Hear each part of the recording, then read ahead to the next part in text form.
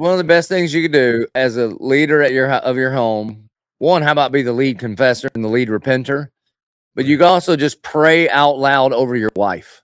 Yeah. Because we don't live on the homestead anymore where we can fight the grizzly and the wolf out on the front stoop to display our love. But you can get on your knees and fight against the devil of hell for the hearts and souls of your wife and kids. And a lot of dudes I talk to here in Jacksonville, they're like, well, Pastor, I'm not good at praying. Biggest word I know is delicatessen. I don't know how to work it into the prayer.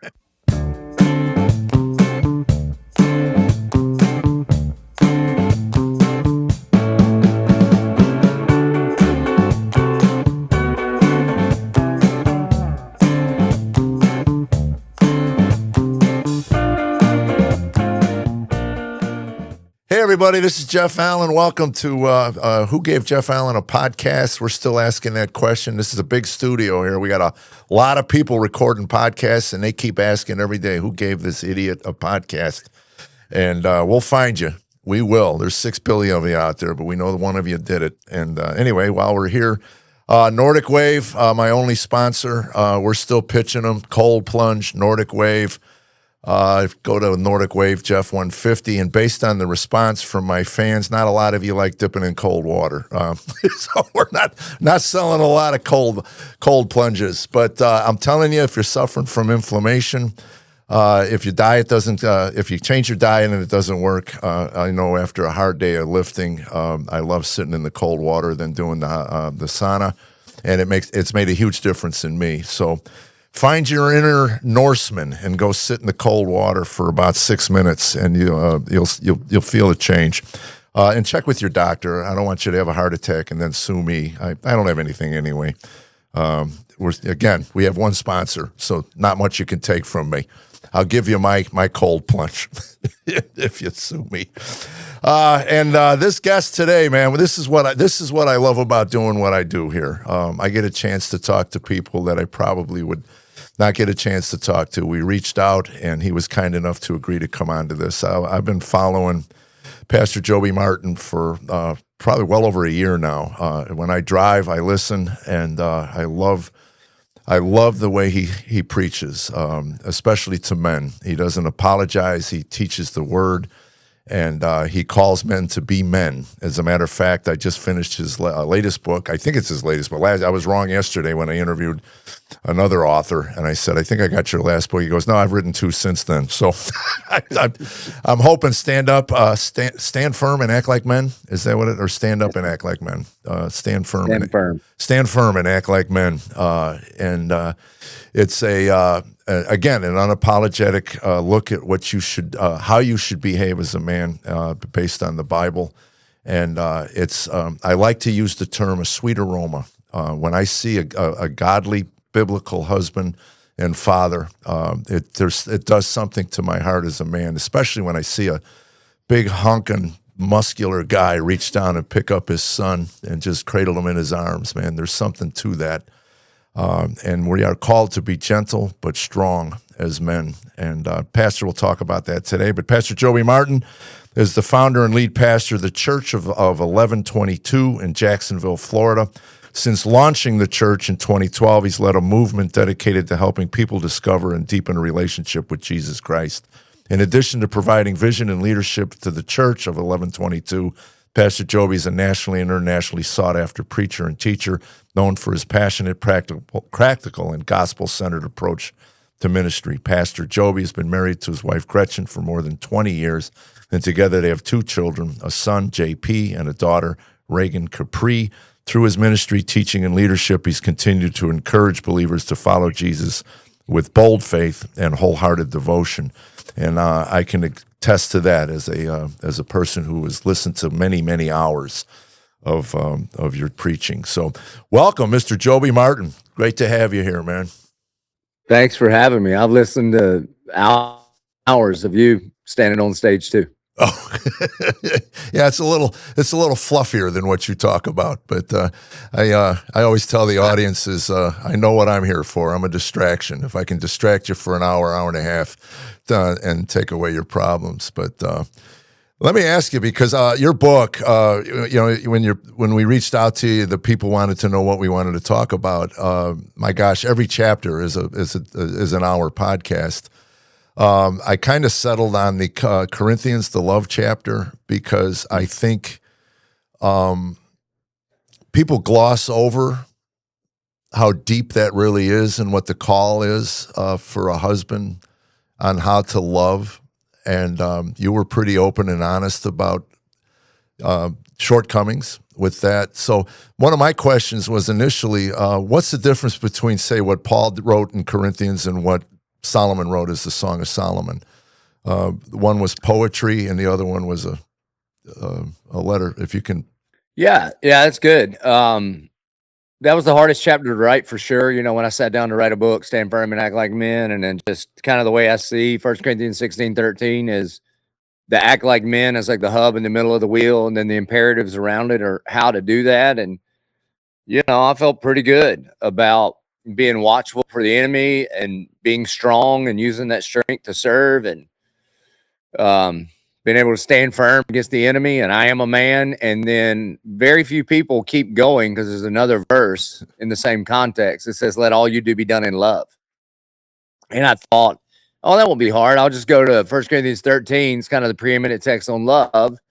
And I'm reading through it, and I'm just thinking, oh no, because it doesn't, like you said, Song of Solomon's poetry. You know, your hair is like a flock of goats, and you got to be careful with this, though, boys. He's like, your belly's like a mound of wheat. You might want to understand the context before you tell your wife she looks like a sack of flour. But you know, there's a lot of poetry there, but there's no poetry in 1 Corinthians 13. It doesn't say love is like and tell a story about birds and flowers. It just says love is patient, kind, gentle, keeps no record of wrong, is not rude, does not demand its own way, is not envious. And I thought, well, I'm not doing very good here. And so I literally called my wife and said, hey, I gotta confess something, which, by the way, is the worst way to start a conversation with your wife. You should probably start with, I'm not cheating on you and I'm not gay. Now let me tell you something, okay? So and I just said, babe, I have not been loving you very well.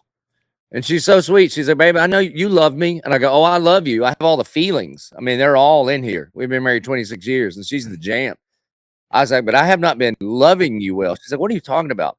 I said, well, would you describe me as patient and kind? And she goes, what else you got? And just immediately. Yeah, I love it when the way you the patience, especially behind the wheel of an automobile. You know? Oh, I'm the worst. And so, and then one of the things I saw for the first time in that text, it's in that text in 1 Corinthians 13, where Paul says, another famous verse, when I was a child, I acted like a child, but now that I have become a man, I have put childish ways behind me. And a lot of times what men do is they're rude, they're loud, they demand their own way. And they're saying, I'm being tough. And Paul goes, no, you're acting like a toddler. That's not what real men do. That we're to love like Christ loved. That is our call. And so it was one of the things I try to do when I preach and when I teach and when I write is just be honest.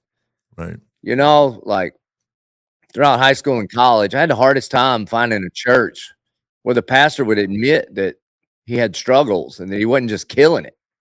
And so I would go away on a lot of Sundays and just feel completely defeated. I was like, I might not even be a Christian, man, because I struggle like crazy. Right. And so I found it to be more helpful.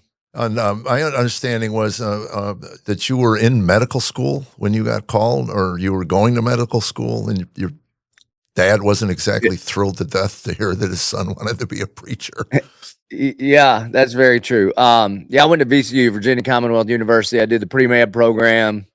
I just gotten into medical school, accepted to MCV, and I was serving at my local church, leading a group of 10th grade boys. And I don't know how to explain it, but I can't deny it. I just felt this overwhelming sense that God was calling me into ministry. And so I had to go tell my dad, and we did not grow up in church. We just hunted and fished all the time. We thought we were Christians because we were Southern. So we believed in God like we believe in right. SEC football and the Second Amendment. You know, it was just all one package deal. But I'd gotten saved about 2 years before that and was serving at my local church. And I had to tell my dad, I'm not going to go to medical school. I'm going to seminary. And he said, boy, what is seminary? And I said, well, that is like preacher school. And he said, preacher school, why you need a school for that? You only work half a day a week and study one book. And I was like, I don't know. That's what they say you got to do. So I'm going. And then he gave me some really good advice because he's like, what are you going to do? I said, I'm going to be a youth pastor. And he said, boy, you don't get up and go to fun. You get up and go to work. Right. And he was just looking out for me. The good news is my dad got saved 5 years ago. Holy surrendered his cow. life to Christ. I've been praying for him for over 30 years. And he finally surrendered his life to Christ. And every week now, he'll send me a text. And it'll just say, great sermon, buddy. Or he'll ask a question about it. If you'd have told me 10 years ago that my dad would be sending me encouraging text, he wasn't anti-church or any of that. Right. And he was real proud of all the things that me and my brother have done. He's always been a great dad. But it's a miracle that he sends me these encouragements about the sermon, about baptizing people, about all that stuff. Yeah, my grandmother sent me a text. Not a text. There was no. My grandmother didn't text. She called me, and in tears, she prayed. I was 40 when I came to know and the Lord, and she prayed for me as her grandson. My dad was an atheist, and she prayed for all of her grandkids, and I was one of the ones that got away and then came back. She just called me in tears. 40 years. She said, since the day you were born, I prayed for you to come and know the Lord in that. And, and it's a powerful thing. And people need to hear that. I think it was Swindoll said, God invented time, man invented the watch. We tend to micromanage his timetable. The key is to be faithful in what you believe, and then you pray for those. I prayed for my brother for years. He was on the streets, off the streets, crack cocaine, and the funniest thing, he started in rehab at 21 years old was his first rehab. He got sober at 66, I think he was, and he managed to live the last 5 years of his life sober. And I said, what was it that clicked? And he said, I figured it out. I said, you figured it out. That's great. He goes, it's the first drink. If I don't have one beer, I don't wind up in the crack house on the south side of Chicago.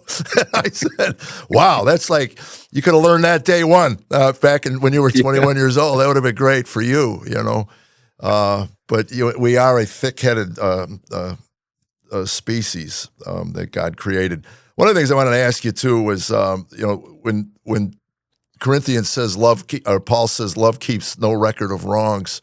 It's a beautiful, wonderful bumper sticker until somebody wrongs you, and I mean, and really cuts you and hurts you, like only those who love you can. I used to tell my sons all the time, you notice I don't yell at the neighbor kids, right, for playing in the streets. I don't love them as much as I love you. So I guess the question is it a process that you went? Did you go through it? I mean, I've learned because of my life. I was always the villain in everything. I was the angry, bitter, jaded, cynical, foul-mouthed partner in this relationship. So, when I got hurt, or when she did things or something, I just felt I deserved it, And then there came a point where I stepped up and said, you know what, I'm not going to let you talk to me that way anymore. I've repented of all of this. So for those of who've been hurt and we're supposed to keep no record of it, letting go is difficult.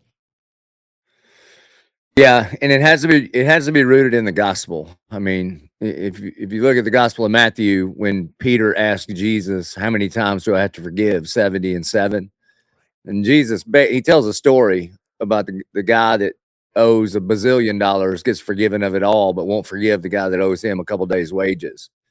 And basically what he's saying is, listen, man, forgiving people, forgive people. And we've had a great marriage. We've been married 26 years. We were both believers when we got married. We've loved each other. But the key is our marriage has gotten better and better and better because we're not just going to settle for what the world says is normal, that we want to do it God's way. And he's not done working on us until we go to be with him in heaven. One of the things you say in one of your bits is it was either your dad or your father-in-law gave you great advice before you fight. Ask, do I want to be right or do I want to be happy? Right. Well, a version of that is very biblical. When I talk to couples, I tell them, listen, when you fight, you can either, I'm talking to the husbands, you can either be right or you can be married. And Ephesians chapter, because there's a bunch of dudes and they're right, but they ain't married no more, you know? Right. And it really is rooted in the gospel. Like in Ephesians chapter 5, Paul tells us, husbands, love your wife like Christ loved the church. Well, how did he love us? He went first. You know, you get, the list is long. One of the things that Christ did on the cross is he took responsibility for things that were not his fault. Right. Our sin was not his fault. And he could have looked at us and been right and said, I didn't sin, you sinned. I'm going back to heaven. You're going to hell. See you later. But he took responsibility. He took the burden of the penalty of our sin. And that's how we are supposed to be with our wife. And the only thing that will fuel that is, no, I have been forgiven of all of my sin, past, present, and future, freely by the costly blood of Jesus, offered to me freely. So when Paul says love keeps no record of wrong, the word is logizomai. And too many of us like keep a scorecard because we want to be right. You know, I heard somebody say one time, when some couples fight, they get hysterical. Some people get historical, Right. Because they want to bring that thing back up. And aren't you glad God doesn't just continuously bring up the number of times that you failed him? And so we do our best to try to not to do that, to keep a scorecard on each other. Yeah, when my mother passed away, I spoke at her funeral, and I looked right at my father, and I said, one of the gifts that Mom gave me was she did not keep a scorecard. And I said, there are people who go through life, and my father was one of them, who could tell you every slight and every hurt and everything that any human being ever did to him throughout his life. And I thought, what a horrible way to live. I was, one of the first things I got when I committed my life to Jesus was the understanding, and I understood it at my core, that I am to forgive as I have been forgiven. To understand that grace and mercy that was done for me on that cross. So who am I to hold a grudge against anybody? I mean, so I got that. I really did. I didn't carry things. Prior to that, I, like a lot of people, I knew everything that ever happened to me, you know. Yeah, and it's that is so huge. A lot of people don't understand forgiveness. They think that it's a feeling, and forgiveness is not a feeling. Just before Jesus shares that parable with Peter about the unmerciful servant, he talks about what forgiveness is. He says, he basically says this: the point of that parable is the guys that owed the money have to give an account, and what forgiveness is canceling the debt of what somebody owes you. And if you could think about it as a canceling of debt as opposed to feelings. So when I'm walking our church through forgiveness, what you got to do is identify who sinned against you. And you can't overlook it. Sin's a big deal. It cost Jesus his blood on the cross. And so you identify what you took from me. Like, you lied about me, you know, whatever the thing is. And in a sense, you owe me that. The reality is you can't go back in town and give it back to me. But if you'll spend the time identifying who sinned against you, what they did, and the emotions involved, then you will have a debt ledger. And then you have one or two things you can do with that debt ledger. You can hold on to it, but it's going to kill you. That's eating the rat poison, thinking the rats are going to die. And I would encourage people, if you're going to hold on to it, just laminate it and put it up in your living room. Right. And so when you go, so you can just be like, see what Tammy did? Right. So the reason I'm a jerk is because look how evil Tammy is, right? Right. Now you're going to ruin every relationship in your life, all right? Because it does everybody. Because unforgiveness begins to ferment, and only two things happen when something ferment: it stinks and you get drunk on it. Right. And so that's what the bitter person is, man. You get drunk on your emotions and you do a bunch of dumb stuff. Or you can cancel the debt. Right. And so what I would encourage people to do is do the hard work of going through the process and then burn it, tear it up, bury it. Like a guy in our church burned it and paddled out with his surfboard and sprinkled it like ashes in the ocean, so that when those feelings come back, he can remember, no, I've canceled that debt. Because the enemy wants you to think it didn't work because you had feelings about it. Right. And one day feelings will catch up, because if the enemy can convince you that forgiveness on the horizontal doesn't work, then there's no way that God could forgive you of all of your sin. Oh, right. So forgiveness matters like crazy. Yeah, I'm watching it now in my own family. My two sons have not spoken in 6 years over stuff that the wives said to each other 6 years ago. And we're getting together at the end of the month. It's my 70th birthday, my wife's 65th, and then we're married 40 years. So all the numbers lined up. So we put out a big invitation. We're inviting people, and I asked both my sons if I invite you, if one shows, will you not show? Because I want both of you there, and we expect you to be civil. You're adults, and both of them said, "Oh, I'll be fine. I'll be fine. Don't worry about it." And we just dropped off our granddaughter. We took her to her first concert, Brandon Lake, and to watch my 12-year-old granddaughter. I baptized her last year at 11, and to watch her just sit in the joy of 15,000 people just worshiping was just the coolest feeling. And we're hoping through prayer that she can get her father and her uncle speaking. But we dropped her off, and Tammy said, "Have you called your brother or text your brother that you're going to be at the party?" He goes, "I'm waiting for him to apologize." I go, "Oh man!" So we haven't left square one. We have not left square one in 6 years. And I asked him, "Well, what was this about, by the way?" And neither one of them can remember what was actually said. They just know the feelings were hurt, and they dug their heels in. And Jesus says you're blessed, because he says, "Blessed are the peacemakers," and peacekeepers avoid conflict for comfort, and peacemakers step into it and try to reconcile, because we've been reconciled to God.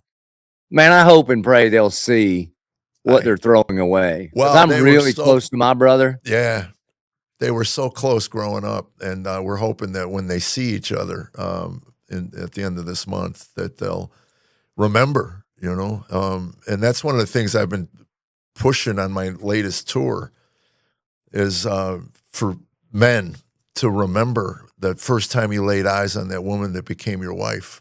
It's in there. Those feelings and emotions are in there, and they're covered in dust, maybe in cobwebs, but you got to dig them up,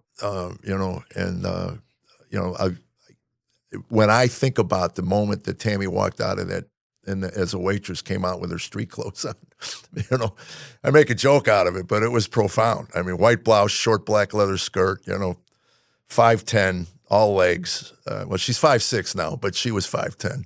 But lugging me around for 40 years. But anyway, that's we tend to forget. I mean, how many times in Scripture does God tell the Israelites? You keep forgetting. We keep forgetting. Yeah, and the Bible often says, "Husbands, remember the wife of your youth."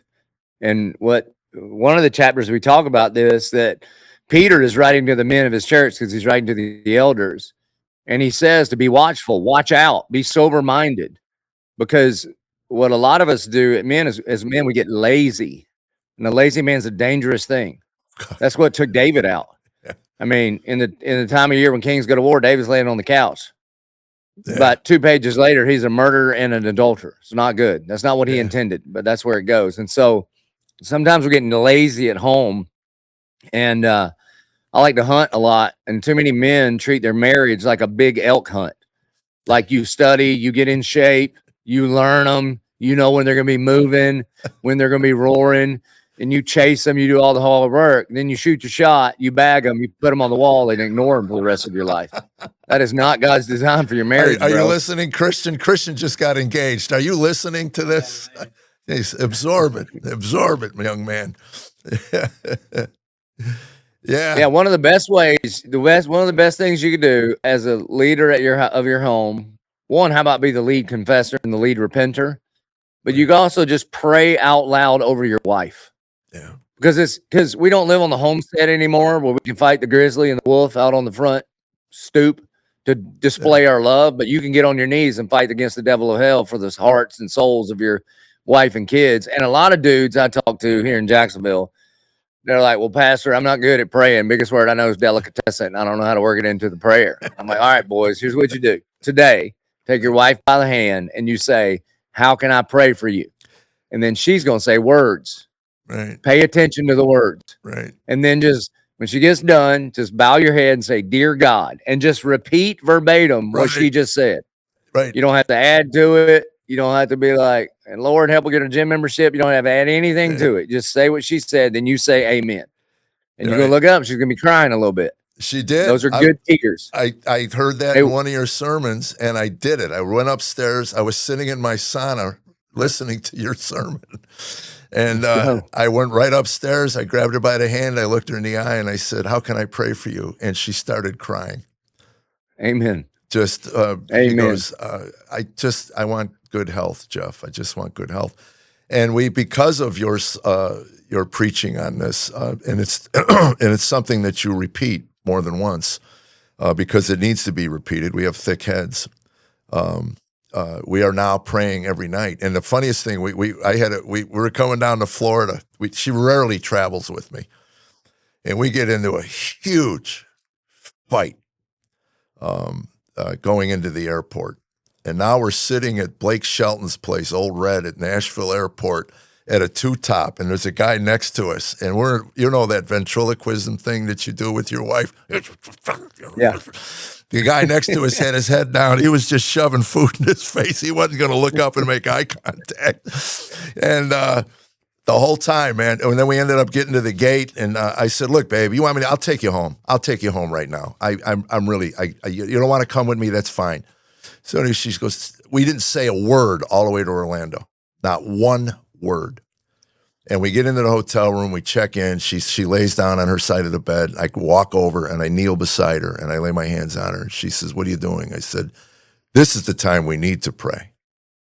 When it's the most uncomfortable. This is not comfortable." And the next day she wakes up, she says, "Look, I'm sorry." I said, "I'm sorry, sweetheart. I don't even know how these things happen. I really don't." But I also told her, I said, "This is demonic." I said, "You know that, right?" I said that these things that happen are so out of the ordinary, when you can step outside of it. But yeah, that is because of your content, and our pastor talks about it. But that is something that you explained in such a good way, man. Just because I was like that, man. What do I say? I don't know, And then you just go up and ask her. It sounds logical. Yeah. And then when the wives are listening, I tell them, and please don't correct him. Don't correct his theology. Don't be that. That's not what I said. Just your response is Hercules, Hercules, because men are simple. We're like puppies. We will repeat what is rewarded. So just tell us we did a good job, pat us on the head, and we'll be fine. Give us But you are right. It's demonic. If you look in the Bible, the devil does not show up until there's a wedding. There's a wedding. The next line is the serpent shows up on the scene. Oh, wow. I never put that together. Yeah. Yeah, he does not want you to be married. Oh, it makes sense. I mean, in hindsight, looking back at some of our worst moments, certainly after becoming believers, when we weren't, we kind of had we had our own issues, other issues, but the stuff that came after saying yes and then trying to build our marriage on a biblical foundation, the stuff that would come in between my ears, again, no other word but demonic. My wife changed our marriage early on, and I don't know what was wrong with me. I was just being grumpy, Yeah. I was just, and she's like, "What are you doing? We have so few days when you're not busy. We got all day, and you're gonna be a jerk." And so she said, "Here's what I'm gonna do. We're gonna do a do-over. I'm gonna go in the bedroom for about 5 minutes, and when I come out, I'm gonna be so happy, and you can decide if you're gonna join me or not." And so she walks, and I was like, "So stupid. What's she talking about? Do-over? That doesn't make no sense." And I'm grumbling, and she goes in the bedroom. She comes out. She goes, "Oh my God, good morning. How are you?" Like so sweet. And I was like, "I'm good." And it just changed. And so we don't want to overdo this, but those times where I know I'm driving us over the ditch, and I know it's me. Right. And instead of getting all into it and having a whole therapy session, we'll just go, "Hey, can I get a do-over? Can we just start over and not ruin the day? Let me just get a do-over." Wow, I like that. And it was her idea, and it's been a game changer for our marriage. I'm going to share that with Tammy tonight. She called me today. She wants to have a date night, which is so rare for her. It's the strangest thing. I married a homebody, and I'll come in off the road and I'm only going to be home for 2 days. I go, let's go to dinner. She goes, why do you want to go out? I go, look, I'm in road mode, One more restaurant doesn't make a difference, but you've been cooped up in the house for 5 days. So today she calls me and she says, I want to go. I want a date night tonight. And I said, you're in. I'm in. I got a couple podcasts. I'll be done. Where would you like to eat? And I'm thinking great steakhouse or whatever. She goes, I want to eat at In-N-Out Burger. I go, hard to beat. Hard to beat that. $12, I'm out. 13, okay. Then she says, I want to go see a movie you probably don't want to watch. And I said, what is it? Devil Wears Prada 2 or something. I don't know. Anyway, I said, I'll sit there if I can hold your hand, baby. If I can hold your hand, I'll watch the movie with you, And yeah, we prioritize date night, but Gretchen would rather stay at home. She has a sweatshirt that I don't let her wear in public because it's embarrassing. Because it says, "Sorry, I'm late. I didn't want to come." That's what it says.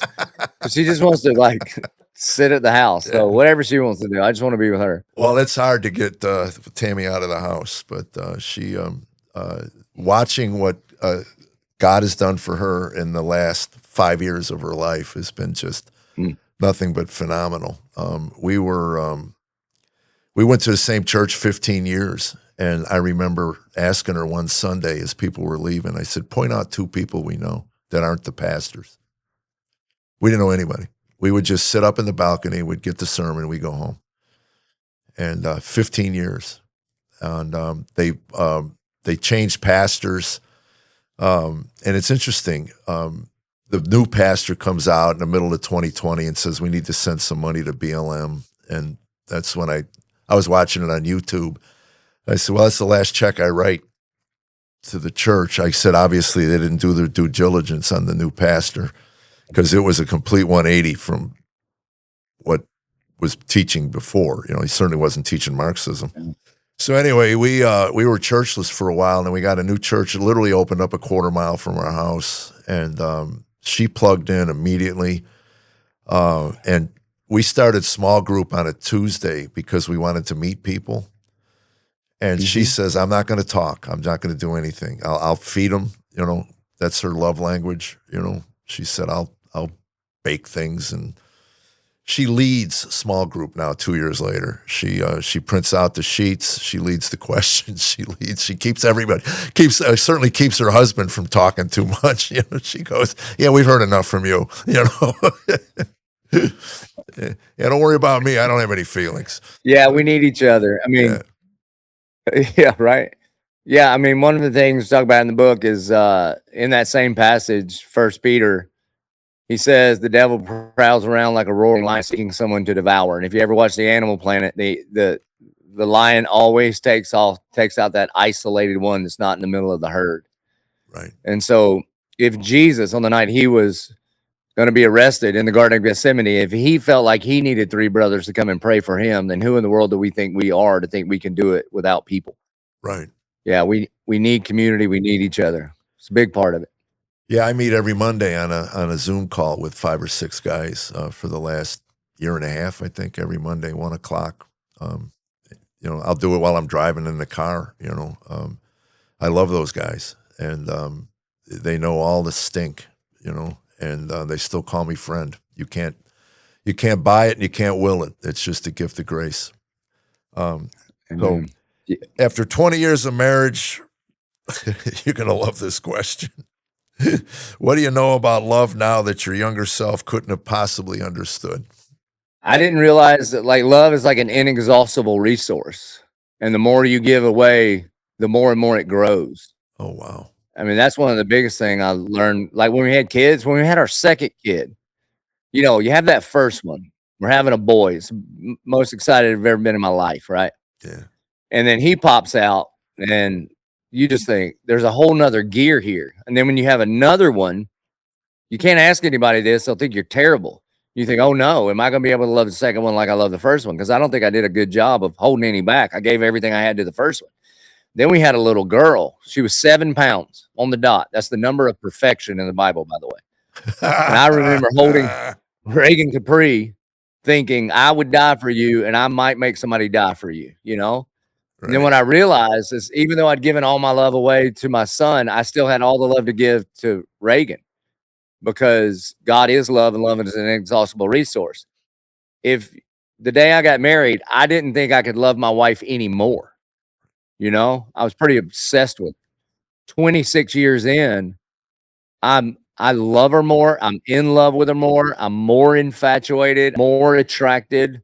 Don't buy into this lie. Like the couple that you were talking about that never fights, you know, and they're walking on the beach and the wife is 8 foot ahead and the guy's just mumbling in the Yeah. background. And people think that's what marriage is. You get married, it's commitment. You just suck it up till you die. That is not God's design for marriage. No, It is that's like what a I would. garden. That's It's I supposed to would get tell better and better. young guys that too. I go, well, if that's what you think marriage is, no wonder you bailed. You know, Right. no, you lean into. You know, and that's what.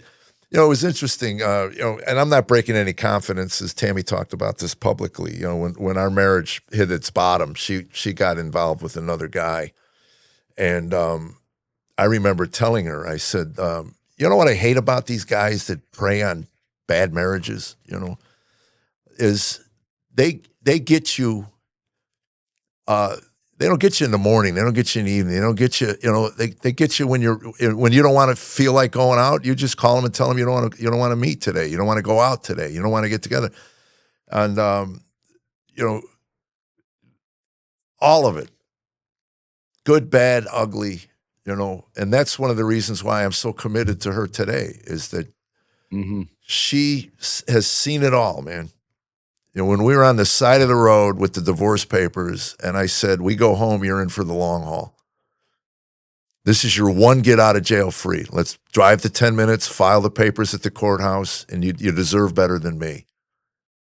I'm trying, but we go home, you're in. I don't want to hear 6 months from now, you know, and I think that was the best thing we ever did. We took divorce off the table. Amen. We just said, this isn't an option anymore. So we better learn how to forgive. We better learn how to, you know, extend and all of that. And then when Christ captured me, it all made sense then that I'm to love her as he loved us. And that's the process that's so difficult.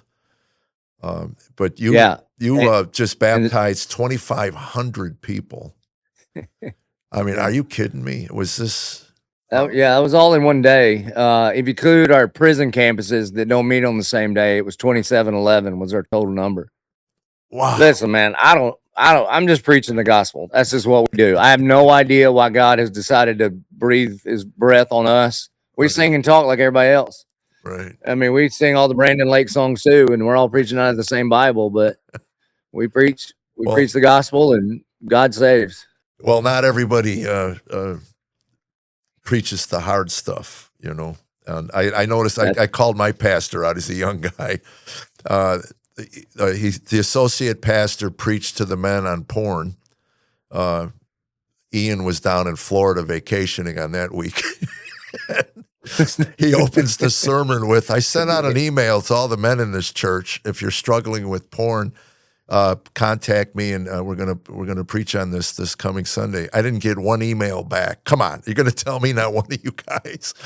And I texted him after the sermon. I said, I was watching it on YouTube. I was out of town. I said, well, had I gotten the email, I don't open your emails up. You're the associate pastor. I don't. You know, I only open up the senior. So I said I would have responded to that as well. But that one and then Ephesians 5, where the women have to submit to their husbands. He always farms that one out to someone as well. How do you handle that because I know you preached on it. I heard it. You know, it's by itself isolated. It sounds harsh to today's female, but in context, it all makes sense. Yeah, I fundamentally have made the decision that I'm the mailman, not the editor. So I don't get to decide what the letter says. I just deliver it. Right. Context matters a lot. So the verse before it does say, submit to one another out of reverence for Christ. But Jesus does not need a makeover. We don't have to feather his hair. We just need to present the truth of the word of God. Right. And I know The Bible says, wives, submit to your own husbands. It doesn't say women submit to men, but it does say wives, submit to your own husbands as unto the Lord. And I know submit is not a popular word, but neither is staying married. And fundamentally, what it just means, fundamental question in every man is, do I have what it takes? And every single one of us know the answer in and of ourselves is no way. We're just a bunch of posers, and we're afraid of being found out. Now, the gospel comes along and says his divine power has given us everything we need for life and godliness. And so what we need from our wife is cheerleader and encourager, not a nagger telling us everything that we're doing wrong. Right.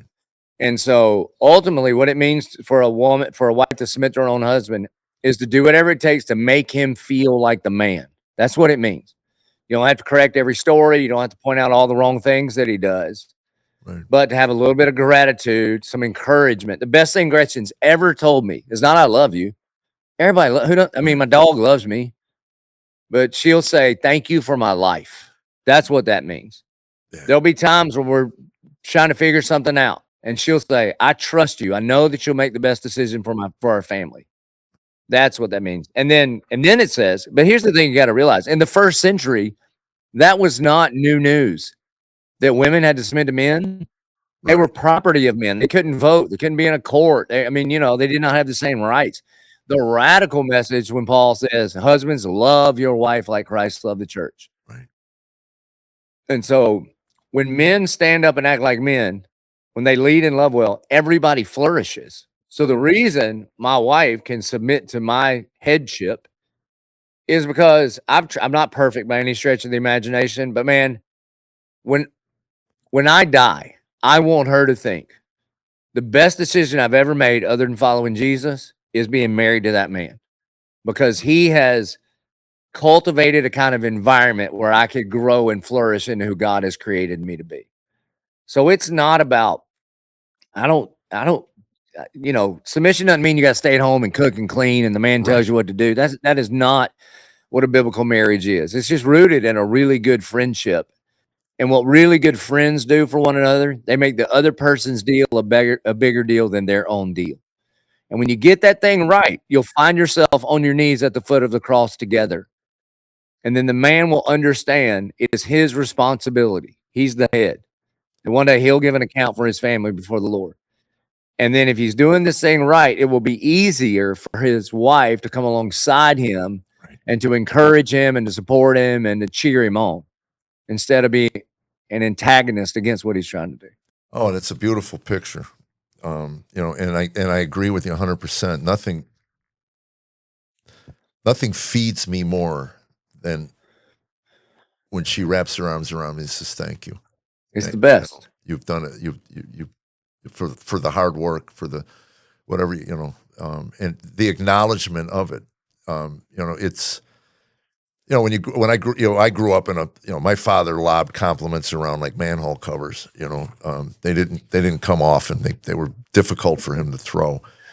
So you just kind of learn to fend for yourself. So when you bring a partner into your life, and initially we were both like that. Both of us grew up in homes like that. So we were not each other's cheerleaders for years. And now I'm telling you, man, there's nothing warms my heart more than seeing her grow in her faith and grow in her these ministries that she's involved in.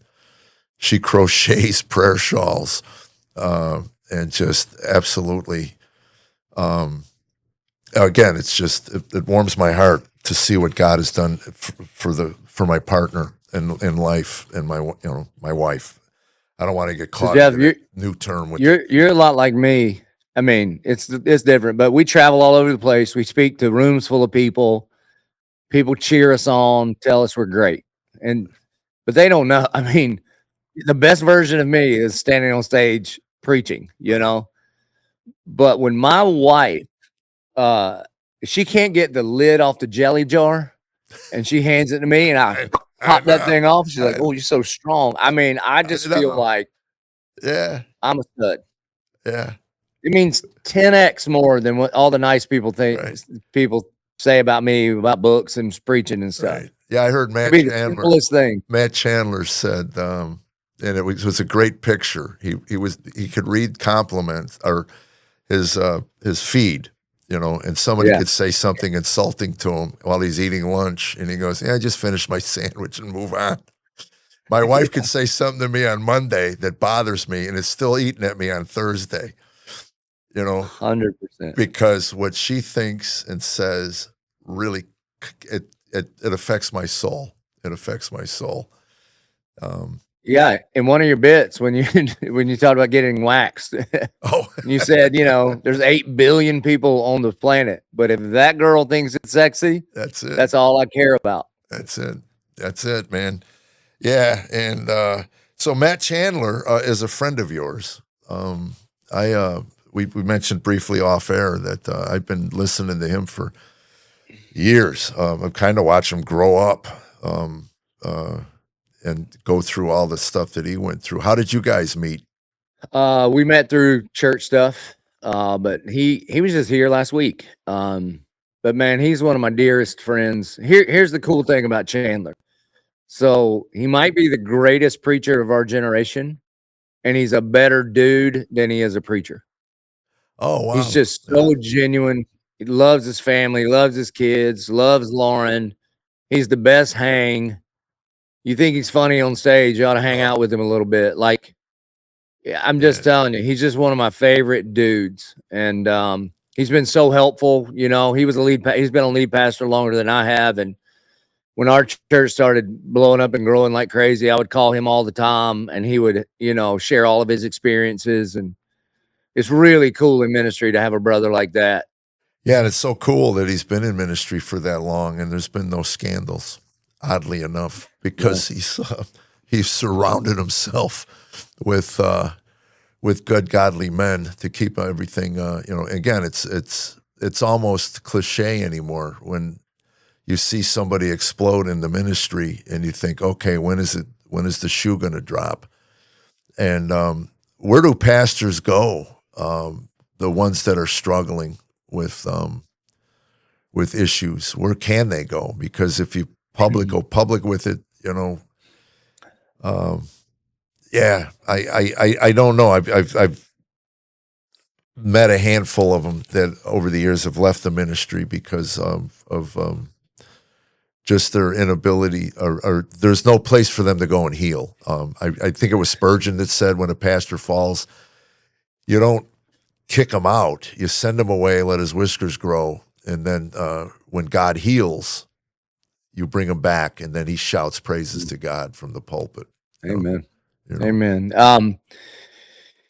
I've got a group of pastors that we meet with a few times a year. I've got some pastors that I call mat carriers. In Mark chapter 2, there's a man paralyzed on a mat, and he's got 4 friends that pick up the corner and towed him to Jesus. And it is very, very key that you have those kind of men in your life that don't work for you, that you don't report to, you need those guys too. I've got a board of elders that I am accountable to. There's no doubt about it. But, there's a friend of mine in town right now, a guy named Josh Turner. He runs an organization called the 1010 Project. And it's kind of like prehab for pastors. Oh, okay. It's to help them grow mentally and spiritually, emotionally, so that they can stay in the game for the long haul. And they build it around groups of pastors that do some adventurous kind of things together.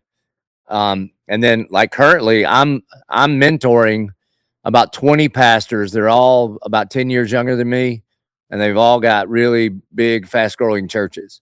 And the biggest thing, we talk some shop. We talk about things to do and hurdles to cross, but the biggest thing we do is get out in the woods and sit around a campfire and just create the kind of friendships. Good Christian fellowship is like a retirement account. If you wait till you need it to start it, you missed it, bro. Right. So you want to build that kind of community before you think you need it, because somebody's going to need it. Yeah.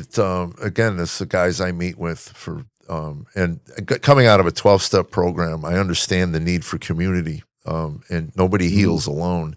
We were never meant to be isolated and alone at all. We're a community. God created us to be in community. And it seems like with, how do you handle with the younger, even with your own children, with the devices, were you able to, you have rules and did they adhere to them? And one of my favorite We quotes is, "There's nothing more dangerous to a culture than bored young men." So you had a young man growing up in the age of my kids were almost 18, 17 before all of this computer stuff, so they were pretty much grown up. But I can't imagine yeah, today. we had our kids deeply involved in church and deeply involved in sports. That helped a lot. Both of my children, I got a son that'll turn 21 this year and a daughter that's 16.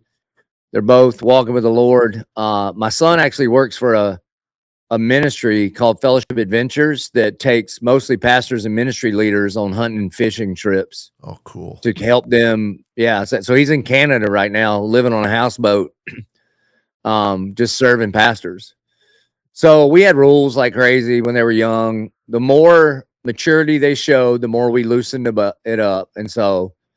And they would always try to go around the rules. I mean, one of the things we try to do is just sit around the table, look at each other in the eye with no phones. And we would just ask, what's the high and low of today? That's it. I tried to do a million devotionals with my family. It never went good. Yeah, that's what I wanted to ask you as a pastor, because as a layman, it didn't go well for me at all. But so I abandoned it pretty quick. Yeah, they would fuss and fight, or they'd be like, "Well, I think this is what it means." I was like, "No, that's not what it means. Let me tell you what it means." And so it just never went well. But way more was caught than taught, And we worked really hard to make sure, especially when our kids were coming through student ministry, that they had adults in their life that we trusted that were godly. Right. So when our kids didn't feel like they could talk to us, they could talk to some godly people from church that weren't us. Yeah, my son took Ishinuru karate from a very devout. I went to him, one of those men that was kind and gentle that could rip your heart out right through your chest. And I had said to him, I said, "You can discipline my son. I respect you enough and the way you walk your life and live your life. You can discipline my son." He said, "Well, the good news is your son really doesn't need any discipline. He's a good kid." But yeah, you see that. Tommy Nelson. I don't know if you're familiar with Tommy. His tapes were the tapes somebody sent me that his series on Ecclesiastes is what led me to the Lord. And Tommy and I have become pretty good friends over the years. And he did a thing called Young Guns, and I share Tommy's name all over the country. I give him credit for the tapes. And 4 or 5 times a year, some guy will come up to me and go, "I went through Tommy's Young Gun program 25 years ago." And I say, "How you doing?" He goes, "I'm great. Got grandchildren now." And, but that's what Tommy said. When I die, I want a lot of young men carrying my casket. And I sense that with you. I sense that your heart is for the young man. And believe me, in this country, we lost a generation of them. And I kind of agree with you. I think COVID kind of woke up a bunch of them. If this is what you got for me, I'm not buying, And what's incumbent upon my generation, like Tommy Nelson did, is to not beat down the upcoming young men, but to speak life into them, lift them up. I've only met Tommy Nelson a couple of times, but I wore out his Song of Solomon tapes when I was in college and graduate school. And I'm writing a book on the Song of Solomon that'll come out next year. And I've asked him to do the forward. And he said, yes. Cool. And the reason is because I just said, "Hey man, I'm writing this thing and I can't, what am I going to do? Just give you credit every sentence? I feel like almost everything I know about this, I learned from you. So would you just write the forward and I'll just tell everybody, I learned this in my 20s from listening to these tapes over and over and over. And I've been teaching them at my church for the last 12 years. And so, yeah. And so he has agreed to write the forward and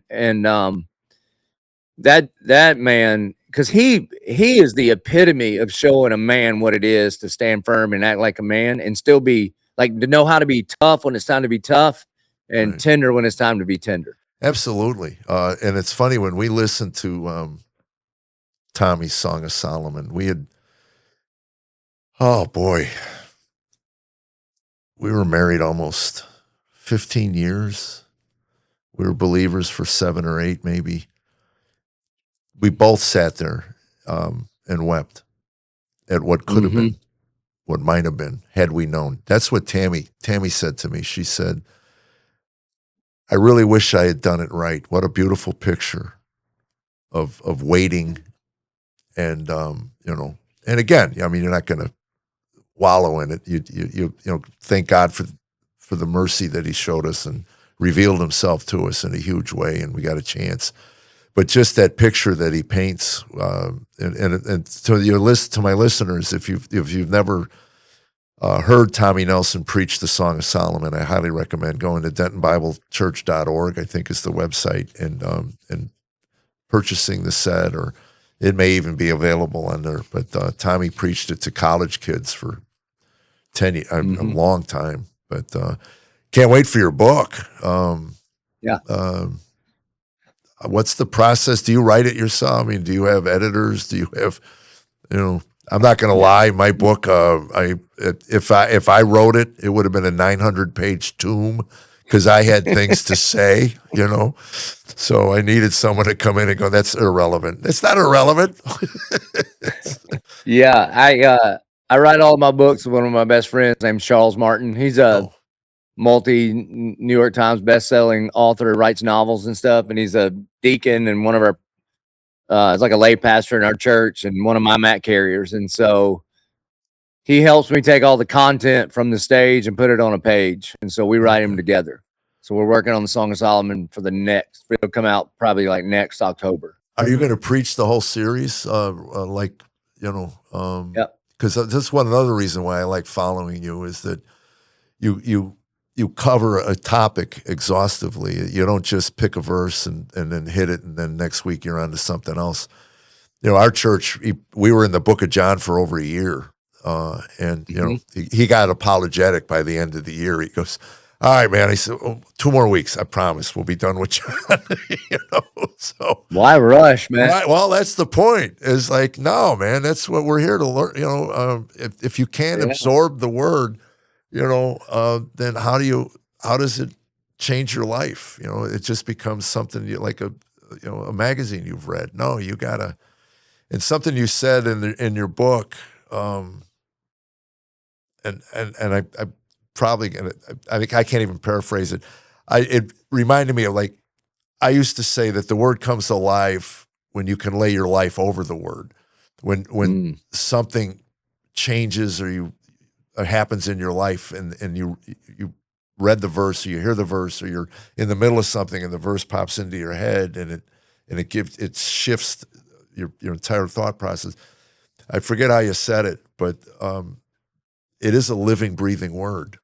And the Bible's not just true. It is true, but it's more than that. It's trustworthy. Right. Like, not only does it hold up to its claims, it will hold you up. You can lean your life on the promises of the word, and you will find that it is a solid rock that you can build your life on the gospel of Jesus. So I mean, we're in the book of Matthew right now for the whole year. And like when we do the Song of Solomon, we'll just teach every word of the Song of Solomon.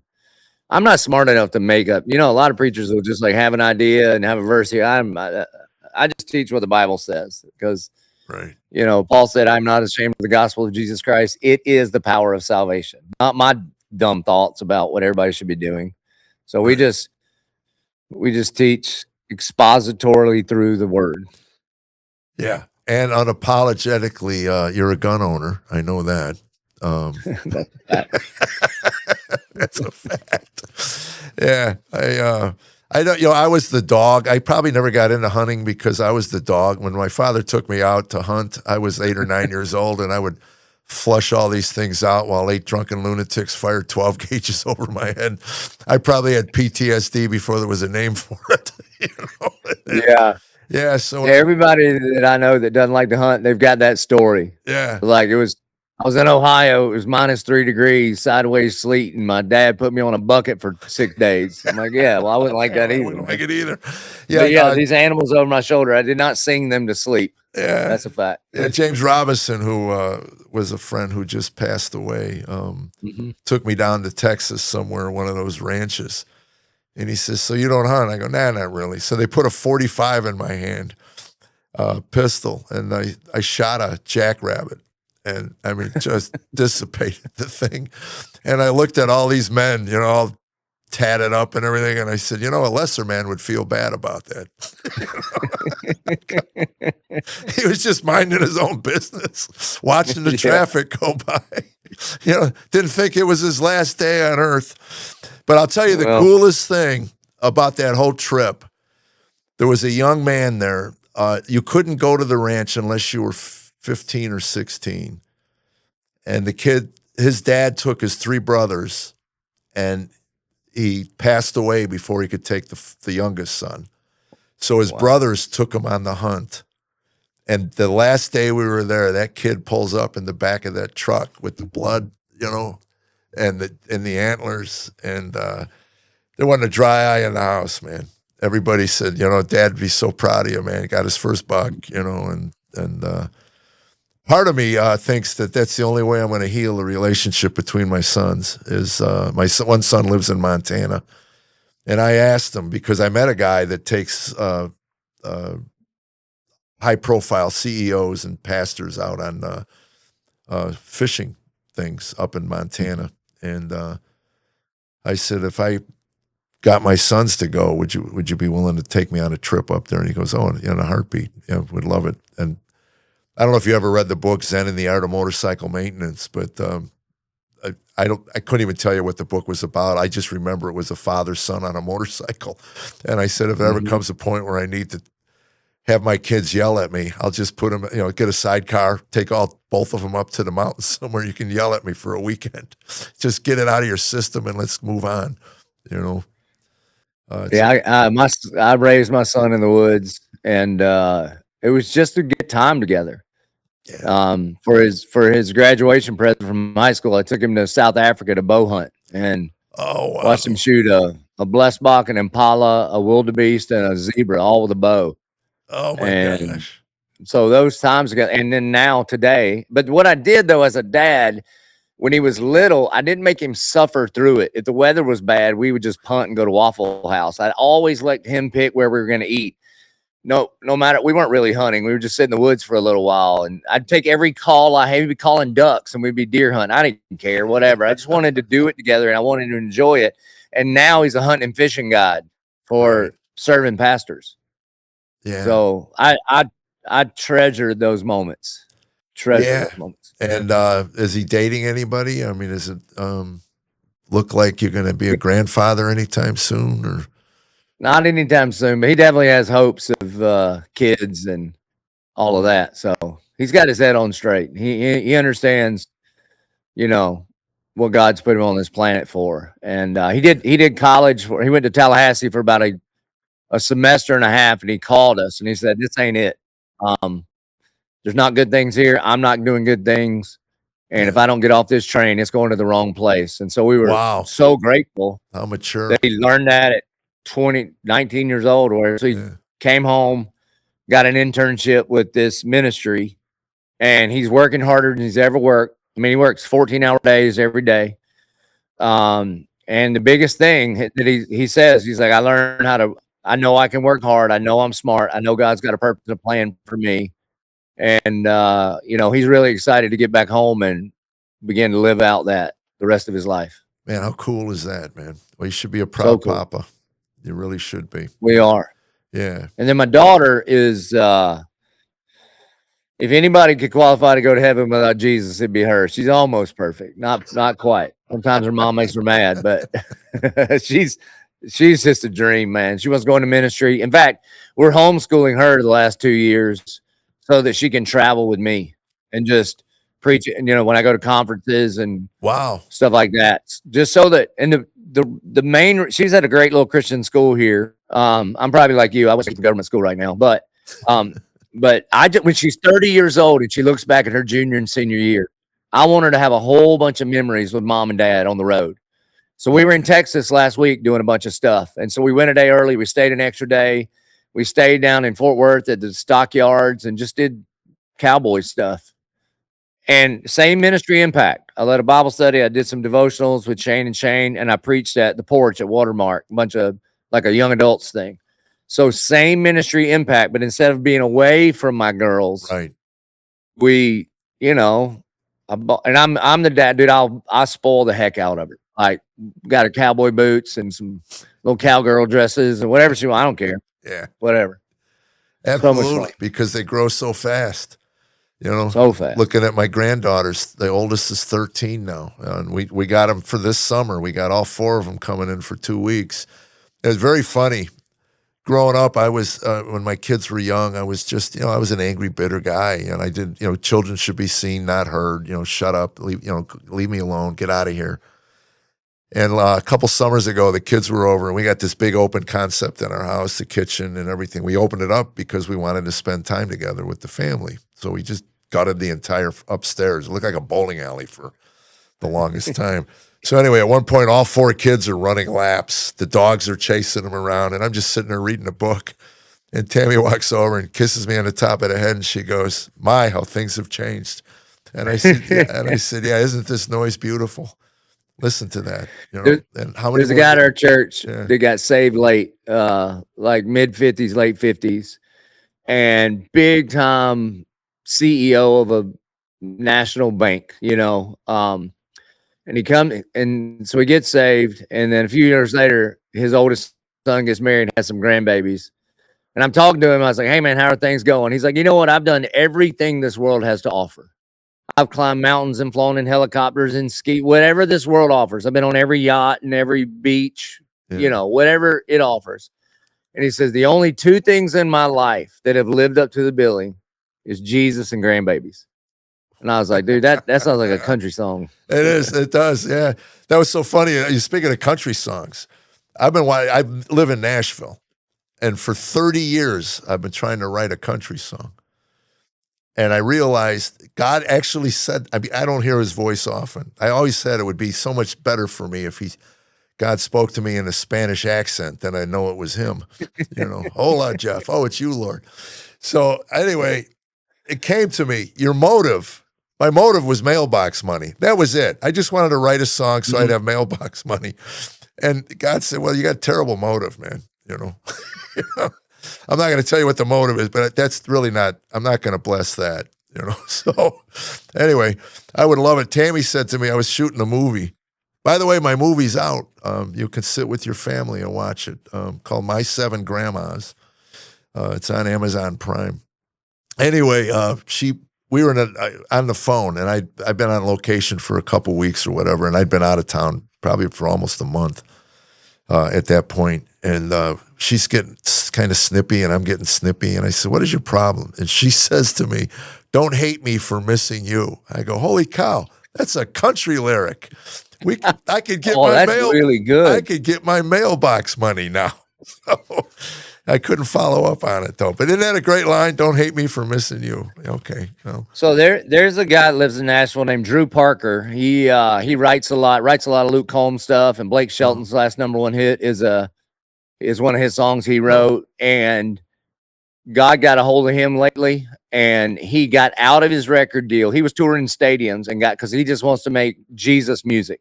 Oh, He got a great song called "Blame Jesus." And so he is basically like, if you don't like who I am now, blame Jesus. But it's like hard hitting 90s country is what it sounds like. Oh, how cool. So I asked him, I'm like, "Dude, how do you write songs?" And he starts with that. He starts with a title like that. Yeah. And then he builds everything else around it. So it sounds like you got the hardest part done, man. Well, I think I need a new motive. I think glorifying him, if that's my motive, Amen. I think he'll bless that. I really do. Joby Martin, I know you're a busy guy, and I didn't want to keep you too long, but I got to tell you, I don't get nervous often anymore. But just meeting you was just a bucket list thing. When you follow somebody and you admire somebody, you're always a little hesitant to meet them because you don't know if they'll live up to the expectations that you've created. Meeting you, Tommy Nelson, it just warms my heart to know that there's men like you in the pulpit week after week. I worry, like a lot of guys do, the state of the country, and until men step up and adopt their role, take their role of protecting and providing the people in their lives, and I think we're going to be in trouble. But as long as it's an absolute honor to meet you. JP's in Canada, but me and the girls will watch your movie this weekend for sure. great. I was so pumped to talk to you because listen, man, I watch guys like you more than I do preachers. I do because I mean I laugh, but I think about it like because you're like a good storyteller, you know, just talk about getting waxed, but and it's incredible. But you're standing in front of a group of people that is a hard bunch, man. I mean, they just come in and they're like, all right, you better be good. Yeah. And you're really not even talking about anything. Like there's not a like and people are thoroughly engaged for an hour. And I get up on a Sunday and I've got the Holy Spirit and the Bible and truth and heaven and hell and hanging in the if I can't keep people engaged for an hour, then what the heck am I doing? Right. And so I watch more stand-up comics that help me deliver than boring preachers. Yeah, one of the reasons I was attracted to Matt Chandler was I got the impression if you ask him if he was ever influenced by Brian Regan, the comedian, because back in 03 or whatever, hilarious. I got the impression that he was his rhythm and cadence kind of reminded me of Brian's. But I'll tell you this: last weekend, I went to New Mexico for a fundraiser. And in the audience was Reggie Jackson. And I was thrilled. And he fell asleep twice while I was working. So, Reggie, we didn't connect, me and Reg, but he's 80, and it was late. It was late for me, 9:00. It's so funny when I'm ready to get on stage and I get a notification when Tammy sets the alarm. So I said, oh, babe's in bed already, You'll love this because you travel. I got a rule. I told her, don't ever shut your cell phone off. We live alone. We're old. And so I'm driving home from Missouri. I was going to get about 3 hours in and then get a room and then come home so I didn't waste the whole day driving. So I call her at 8:40. I got off stage at 8:30, get to the car, 8:40, no answer. Call her at 9, no answer. 9:15, no answer. Now I'm starting to freak out a bit. Call my pastor who lives around the corner from me. I go, Jeff, could you go check it? I left him a voicemail. Could you go check on Tammy and make sure she's okay? I don't hear anything. Now it's 10 o'clock. Now I got her at the bottom of the stairs. She fell down the stairs. The dogs are eating her. I'm not kidding you, Joby. I was freaking out. And then half the time she takes so many stinking vitamins. She chokes on them like 3 times a week. I'll hear her in the kitchen. I go, babe, slow down. Take them 2 at a time, not 12 at a time. Anyway, now I got her in the living room frothing at the mouth because she choked on her vitamins. Anyway, my pastor calls me about 10:15. He says, I just got your voicemail. I got it to take a pee, and I saw you called. I'll go check on her. 5 minutes later, the phone rings. It's her. She goes, what in the hell is your problem? I said, what are you talking about? I told you never shut your phone off. She goes, I shut it off at church. I never turned it back on. What are you calling pastor over here? I'm in my pajamas. My God. I said, just don't ever shut your phone off. Yeah, did you tell her, don't hate me for missing you? Don't. That's it. That's it. I should, if I'd thought of that, if I was a thinker, I would have thought of that. But I'm almost brain dead. So anyway, I hope to see you. I'm going to be in Murray Hill Theater in Jacksonville coming up. Carolyn, do you know when I'm there? Oh, okay. Yes, you will get tickets. I'd love to have you and Gretchen come out and say hi. And, I would love that. Whatever. Because as funny as you or any comedian is, like on YouTube, in the room is 10x. Yeah, we ran a promotion. It's better live, and I feel that way, about sermons as well. When you're in the building with hearts changing and people moving, And it's so funny. My grandson, who God bless him, we hope that he's a 9-year-old. Oh, he's 10 now. He's his own unique little human. But he was sitting with us during Baptism Sunday. one Sunday, and all the applause and all the stuff, and he goes, "Papa, I want to go get baptized." I go, "Why don't we give it a week?" Yeah. I think your motives are wrong. You want mailbox money. That's what you want. All right, man. God bless you. And Thank you, sir. keep on keeping on, man. And there's people out there that have never met you that love you. And to all my listeners out there, please, Joby Martin, that's all you got to do is go to Instagram and plug it in. And everything's available online in Jacksonville. If you're visiting on a vacation and you're looking for a place to go to church, 1122, highly recommended, man. And love the work you do, man. And God bless you. Thank you. I'll see you at Murray Hill. All right, man. Bye.